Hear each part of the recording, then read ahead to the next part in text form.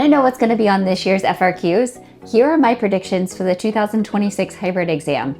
First of all, expect to see a graph. Typically we see either mass spec, photoelectron spectroscopy, or we see Beer's law. Last year we saw mass spec. My guess is we're going to see a Beer's law curve. These questions are very straightforward normally, which is really nice.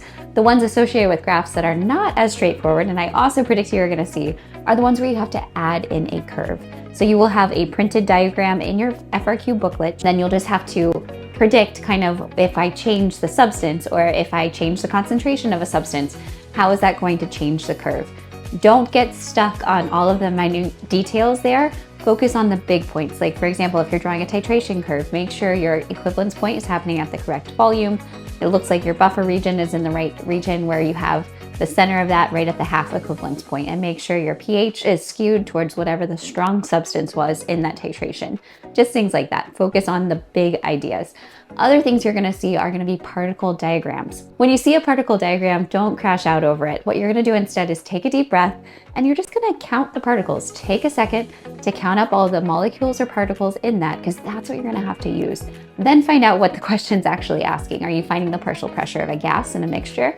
Are you making predictions about how the system is going to change as it approaches equilibrium?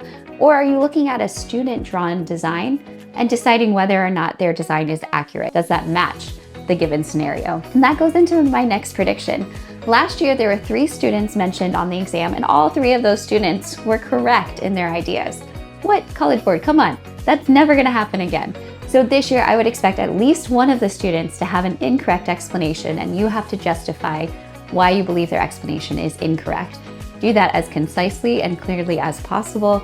It's probably going to be something to do with IMF, Coulombic attraction, or thermodynamic favorability. Make sure you are just being very succinct in your descriptions of those. Other predictions, we are going to see the tough stuff. We will absolutely see calorimetry. We've seen that in at least the last 2 exams. A great thing to test from thermo. Don't spend too much time on deciding whether Q is positive or negative unless the question specifies that you have to give the sign of that. That is where the sig fig question was hiding last year. It was just a simple Q equals MC delta T question. So we will see one single point for sig figs on this exam. However, you're not going to know where that is. Typically, it's going to be associated with some kind of measurement, which goes into my next prediction. We have not seen an image of a burette in the last couple of years.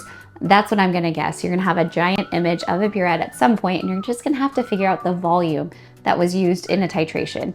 It's really easy, but don't forget to estimate 1 digit smaller than the smallest marking. Also, something I expect to see is just a titration curve, probably a weak acid plus a strong base. What you need to remember is that the pH is equal to the pKa at that half equivalence point, which is half of the volume it takes to get to the equivalence point. So know that, remember that, and know that you are going to see quite a bit of acid-base chemistry in equilibrium. My other prediction for equilibrium is I think we're due for a KSP question. So one where you have to write that dissociation equation, you're defining the KSP expression, and then you're probably calculating Q and comparing that to K. Remembering that if Q is greater than K, then it favors the reverse reaction, which means that we will form that precipitate. My last prediction is that you should expect to see electrochem too. I don't know what we're gonna see. We might see a Faraday's law style question. We haven't seen one of those in a little bit. We have to do some stoichiometry to either predict the mass that's deposited on the electrode or figure out the time the cell actually operates. For those, refer heavily to the equation sheet. You're gonna have all of your units and the necessary conversions there. Focus on those units. You look at Faraday's constant and use that to kind of get from point A to point B. Other types of electrochem questions I expect us to see, we're going to see just a simple redox reaction. Or that, or you're going to have a table of half reactions and have to figure out how to make the most thermodynamically favored overall reaction, where you're just trying to get that positive cell potential. I know a lot of you are stressing about Unit 9 because you are either self-studying Unit 9 or it's just the one that you feel least confident on. Keep in mind that could be something as simple as just saying salt bridges are used in galvanic cells to balance out the charges. So there is a lot of new content in electrochem, but it's just not as dense as the stuff that we see with equilibrium and acid-base chem. So those are my predictions for this year's exam. If you're looking for a last chance review, I'm going to be live on my YouTube channel at Chem with Corinne 118 on Sunday at 8:30 p.m. Eastern Time. Hope to see you there, and happy studying.